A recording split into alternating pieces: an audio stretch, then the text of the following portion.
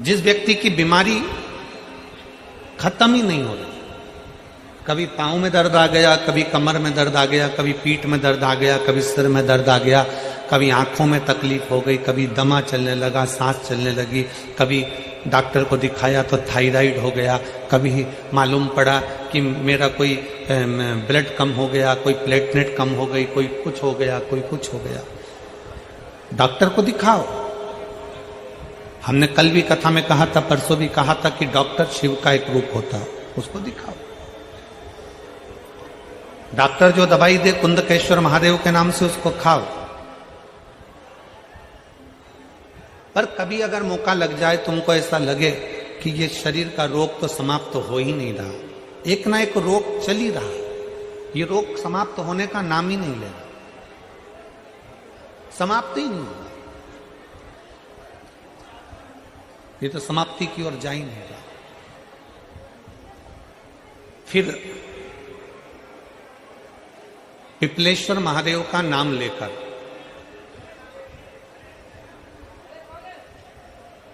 पिपलेश्वर महादेव का नाम लेकर कुछ भी मीठा जो में बना सकते हो, हलवा बना सकते हो हलवा, सीरा बना सकते हो सीरा, खीर बना सकते हो खीर, चूरमा बना सकते हो तो चूरमा, लड्डू बना सकते हो तो लड्डू, जो तुम घर में मीठा बना सकते हो उसका केवल 7 ग्रास का अन्न। कितने ग्रास? जम के बोलो जरा। 7 ग्रास। 7 ग्रास मतलब 7 कोर, 7 ग्रास का अन्न एक पात्र में ले लो और पिपलेश्वर महादेव का नाम लेकर किसी भी शिवालय में, शंकर के मंदिर में जाकर एक बेलपत्र रखकर उस जो प्रसाद तुम बना कर ले गए हो, जो तुम भोग बना कर ले गए हो, उसका स्पर्श कर कर पिपलेश्वर महादेव का नाम लेकर शंकर को उस भोग को रखकर, बेलपत्र रखकर शिव जी को 7 बार एक ही लोटे का जल, केवल एक लोटे का जल 7 बार उत्तर की ओर मुख कर कर दक्षिण में खड़े होकर शंकर के शिवालय पर 7 बार एक ही लोटे का जल 7 बार थोड़ा थोड़ा कर कर उसको गिरा दीजिए, शिव जी के ऊपर चढ़ा दीजिए 7 बार। बाद में जो प्रसाद पर आपने बेलपत्र रखी है उसी बेलपत्री को उठाकर शंकर के शिवलिंग पर चढ़ा दीजिए। बाबा को प्रणाम करिए, बाबा मेरे शरीर का रोग समाप्त नहीं हो रहा, गोलियां खा रही हूं, दवाई खा रही हूं, कुंदकेश्वर महादेव का नाम लेकर दवाइयां ले रही हूं, पर कभी घुटना, कभी कमर, कभी आंख, कभी थायराइड, कभी कुछ, कभी बीपी, कभी शुगर, कुछ ना कुछ चल ही रहा है। बाबा अब आपको संभालना। किसी भी दिन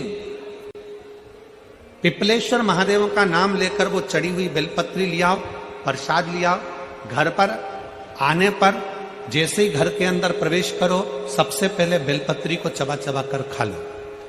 फिर वो जो प्रसाद है उस प्रसाद को 7 गांसे थोड़ी थोड़ी देर में 7 बार में उसको खा लेना। बाबा देवाधिदेव महादेव का नाम लेकर, पिपलेश्वर देव का नाम लेकर प्रणाम कर कर जल का आचमन, हाथ की हथेली में जल लेकर 7 बार आचमन कर लीजिए और शिव का, पिपलेश्वर महादेव का नाम ले लीजिए। धीरे धीरे 15 दिन लगेंगे और 15 दिन में बीमारियां अपने आप कम होना प्रारंभ हो जाएगी और बाबा आपका हाथ पकड़कर आगे बढ़ाएंगे।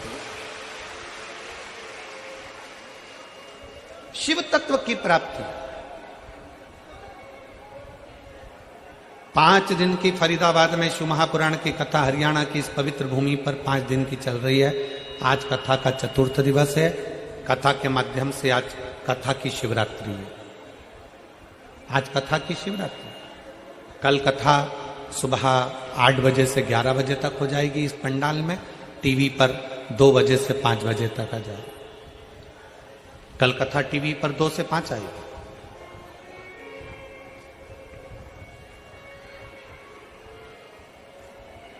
लाखों की संख्या में आप लोग आए हैं। पंडालों में जगह नहीं है, गाड़ियों के गेट खोल खोल के आप लोग बैठे हुए हो, पेड़ों की छांव में बैठे हुए हो, जहां तुम्हें जगह मिल रही है वहां बैठो। व्यर्थ की बातों में समय ना गवाते हुए जो 2-2.5 घंटे हमें कथा के मिले हैं, आज 4th दिवस की कथा को इतने दिल से सुन लो कि तुम अगली बार जब कथा में आओ तो तुम्हारा भी एक पत्र व्यासपीठ पर रखा हुआ मिले कि बाबा ने मेरे ऊपर कृपा कर। कैसी भी बीमारी हो, कैसा भी दुख है, कैसी भी तकलीफ है, कैसा भी कष्ट है, कैसा भी समस्या है, पिपलेश्वर महादेव का नाम का थोड़ा सा मीठा बनाकर पूजन कर कर बेलपत्र रखकर शिव को जल चढ़ाकर बेलपत्र वापिस शिव के शिवलिंग पर रखकर फिर बाबा को जल समर्पित कर बड़े भाव के साथ में बाबा के उस आनंद को प्रसाद को लेकर आए, उसको पाए, उसको पाइए।